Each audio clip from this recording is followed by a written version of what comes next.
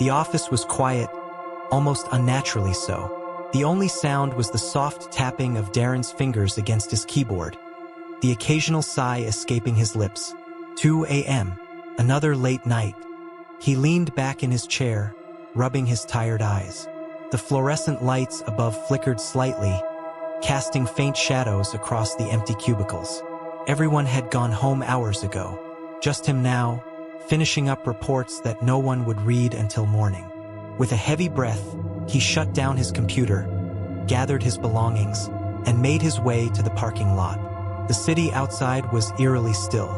The hum of distant traffic had faded, leaving only the occasional rustling of leaves in the cold night air. Darren slid into his car and started the engine. The headlights cut through the darkness, illuminating the empty road ahead. He just wanted to get home, take a warm shower, and collapse into bed. The drive was uneventful at first, just long stretches of empty streets, the dull glow of streetlights flickering overhead. Then, without warning, a sputter, a jolt. The engine coughed once, then died. The car rolled to a stop at the side of the road. Darren cursed under his breath. He tried the ignition again. Nothing. He stepped out, the night air biting at his skin. With his phone in hand, he dialed his friend, pacing back and forth as he waited for an answer. His breath fogged up in the cold. Then it happened. One moment, his foot was on solid ground. The next, nothing. A sickening lurch in his stomach. The world tilting. Then he fell. Darren's scream echoed into the abyss. The fall felt endless, a cold rush of air whipping past him. And then impact. He landed hard. The wind knocked from his lungs. For a moment, all he could do was lay there, gasping. His fingers pressed into something soft. Not pavement, not dirt, but carpet. Slowly, he sat up, his head pounding. He blinked. The world around him was yellow. The walls, the ceiling, the flickering fluorescent lights buzzing overhead. A maze of empty, identical corridors stretched endlessly in every direction.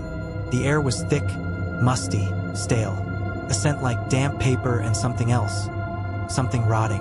Darren swallowed hard, his heartbeat thundering in his chest. Where was he?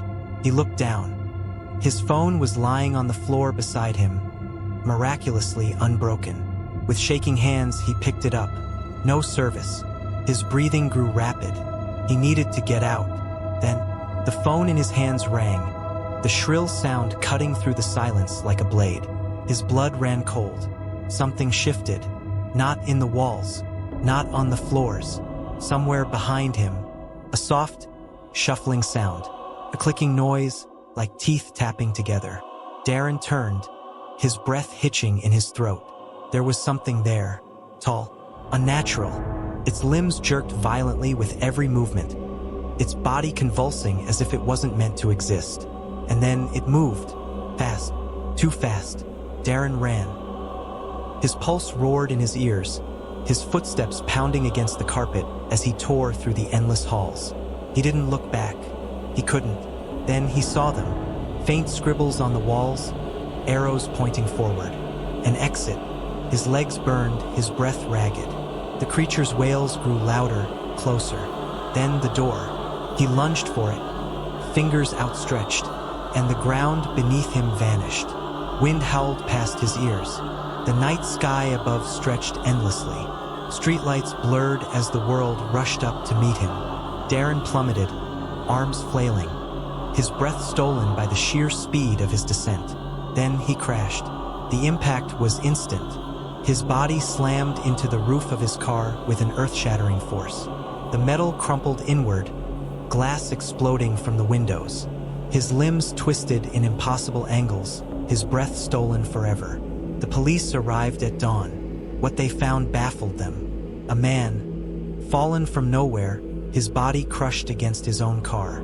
There were no signs of a struggle. No buildings, no bridges, nothing above that could explain how he had fallen. The death was ruled unexplained. Rumors spread quickly. Some whispered that the road was cursed. Others claimed it was haunted. But no one, not a single soul, would ever know the truth about the Backrooms.